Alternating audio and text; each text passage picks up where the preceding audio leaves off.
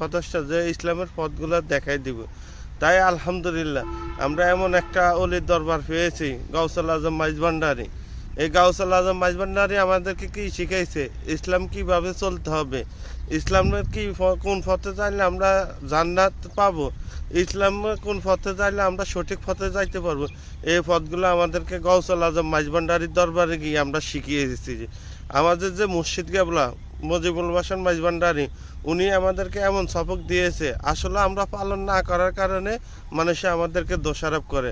আমরা সবসময় যদি এগুলো পালন করি, আমাদের মুর্শিদ কেবলা কি বলছে এই জিনিসগুলা আমাদের অন্তর থেকে যদি আমরা পালন করি, আলহামদুলিল্লাহ আমরা আমাদের পথ পথে যে ইয়ারা ধরেছি, ইনশাল্লাহ আমরা একদিন জান্নাতে যেতে পারবো।